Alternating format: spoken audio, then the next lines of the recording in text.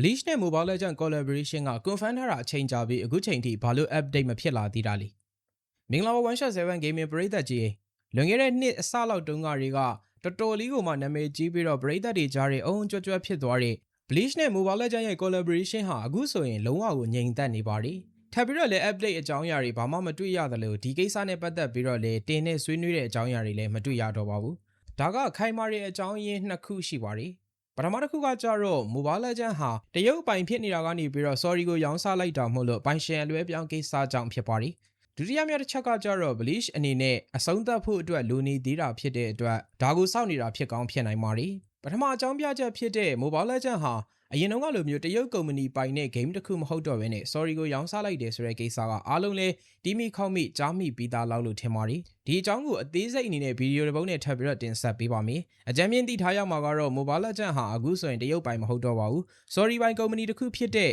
Saudi Arabia's Savvy Game Group လို့ခေါ်တဲ့ group ကြီးကိုဒေါ်လာ6ဘီလီယံနဲ့ရောင်းစားလိုက်တာပါ6ဘီလီယံဆိုတာနည်းနည်းနော်မဟုတ်ပါဘူး Saudi Arabia လိုမျိုးရေနံတွေနဲ့ဖင်ခူးထိုင်ထားတဲ့နိုင်ငံမှုလို့အဲ့ဒီနိုင်ငံက game company မှုလို့သာလက်လွဲပြီးတော့ပြောင်းလဲယူနိုင်တာပါဒုတိယမြောက်တစ်ချက်က Bleach ရဲ့မူရင်း enemy ကအဆုံးမသက်သေးလို့ collaboration ကိုရပ်ထားတယ်ဆိုတဲ့ကိစ္စဟာလည်းပဲအတော်ကိုအဓိပ္ပာယ်ရှိတဲ့ကိစ္စဖြစ်ပါတယ်Bleach ကလာမယ့်ဇူလိုင်လ25ရက်နေ့မှာပဲ Thousand Years of Blood လို့ခေါ်တဲ့ရှေ့မှာတုန်းကစတိုက်ထွက်ထားတာကိုအဆက်အနေနဲ့ Part 4ထွက်မှာဖြစ်ပါတယ်။ Part 4လို့သာခေါင်းစဉ်တက်ထားပေမဲ့ဒါက Final Part လို့ပြောရမှာပါ။ဒါပြီးရင်တော့ပြီးပြီဆိုပြီးတော့သူတို့ဘက်ကတော့ပြောထားပါတယ်။ Anime ကြိုက်တဲ့သူတွေအတွက်ကတော့ဒီဟာတွေကိုလေးလာပြီးတော့သိကောင်းသိနိုင်ပေမဲ့ကျွန်တော်ကတော့အကြမ်းဖျင်းလောက်ပဲသိတာမလို့ဒီထဲမှာအကြမ်းဖျင်းလေးပဲပြောသွားပါဦးမယ်။မွန်တွန်းက collaboration လုပ်ဖို့အတွက်နောက်ထပ် season တွေမှာပါလာအောင်မဲ့ development တွေကိုသူတို့ရဲ့ game ထဲမှာထည့်သွင်းခြင်းတဲ့ပုံပေါ်ပါတယ်။ဒါကြောင့်မလို့ဒီ collaboration ကို confirm ရုံပဲ confirm ထားပြီးတော့ဘာမှ update သတင်းအကြောင်းအရာတွေဖြစ်မလာသေးတာပါ။တနည်းအားဖြင့်ပြောရမယ်ဆိုရင်တော့ quality ပိုကောင်းတဲ့ collaboration skin တွေကိုမြင်ရဖို့အတွက်ဒီလိုမျိုးဆောင်ပေးထားတာလို့ပြောလို့ရပါတယ်။နောက်ပြီးဒီနှစ်အတွက်လည်းလုံလောက်တဲ့ collaboration တွေကိုမြင်ခဲ့ရပြီလို့ပဲဆိုရမှာပါ။ထပ်ထွက်မဲ့ Collector Titan တွေဆိုရင်လည်းပဲတော်တော်ကိုမှခမ်းမိုက်မိုက်ကြီးတွေဖြစ်ပြီးရှေ့မှာတော့ကထွက်ထားခဲ့တဲ့ Street Fighter ဆိုရင်လည်းပဲမညံ့တဲ့ထဲမှာပါပါတယ်ဆိုတဲ့အတွက်ဒီနှစ်ထဲမှာ collaboration နောက်တစ်ခုထပ်ပြီးတော့လာမယ့်အစားအရင်တုန်းကအဟောင်းတွေကို rerun အနေနဲ့ပေးဖို့အတွက် Jujutsu Kaisen event ကိုလည်းပြန်ပြီးတော့ season ပေးထားတယ်လို့သိရပါတယ်ဒီအတွက်ကြောင့်မလို့ Bleach နဲ့ပတ်သက်ပြီးတော့ဝယ်ဖို့စောင့်နေတဲ့သူတွေအနေနဲ့နည်းနည်းလေးထပ်ပြီးစောင့်ရပါလိမ့်ဦးမယ်အကယ်၍ထပ်ပြီးတော့ဒီထက်ပိုကြမယ်ဆိုရင်တော့မှ2026နှစ်ကုန်ဝန်းကျင်သို့မဟုတ်2029အစဝန်းကျင်လောက်မှပဲဒီ Bleach collaboration နဲ့ပတ်သက်တဲ့အကြောင်းအရာတွေကိုအပြည့်အစုံခန်းစားလို့ရမှာပဲဖြစ်ပါတယ်။ဂျားရဲမှာကတော့သူတို့ကဒီလိုမျိုး anime ကိုအပြီးသတ်အောင်ဆောင်ဦးမှာမို့လို့ကြာကောင်းကြာနိုင်ပါဦးမယ်။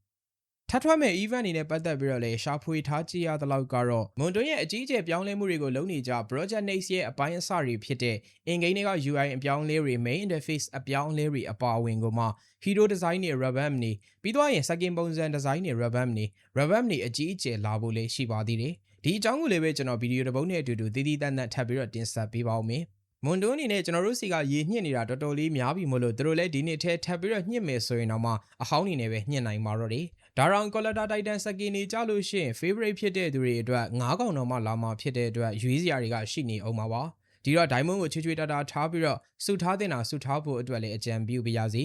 အဲ့လိုမျိုး diamond တွေဝယ်စုချင်တာမျိုး weekly pass တွေများများဆဆထည့်ထားချင်တာမျိုးဆိုရင်လည်း 1shot7 ရဲ့ Telegram account @1shot7 gaming မှာ diamond တွေကိုလည်းစိတ်ကြိုက်လာရောက်ဝယ်ယူလို့ရတယ်လို့ weekly pass တွေကိုလည်းစိတ်ကြိုက်လာရောက်ဝယ်ယူလို့ရပါတယ်weekly pass နဲ့ပတ်သက်ပြီးတော့ promotion လေးတွေလည်းရှိသေးတာမို့လို့လာရောက်မေးမြန်းစုံစမ်းရင်းနဲ့ admin ချောလေးတွေရဲ့ဝန်ဆောင်မှုကိုလည်းရယူသွားလို့ရပါတယ်ကဲဒီနေ့ဗီဒီယိုလေးကတော့ဒီလောက်ပါပဲနောက်ထပ်လည်းအခုလိုမျိုး Mobile Legends နဲ့ပတ်သက်တဲ့ update အကြောင်းအရာတွေကိုရှာဖွေတင်ဆက်ပေးဦးမှာမလို့ 1shot7 ရဲ့ social media platform တွေကို like and follow subscribe ဒါလေးတွေလုပ်သွားခဲ့ပြီးဖို့လည်းမမေ့ပါနဲ့အောင်ခင်ဗျာအဆုံးထိကြည့်ရှုအားပေးတဲ့အတွက်ကျေးဇူးအများကြီးတင်ပါတယ်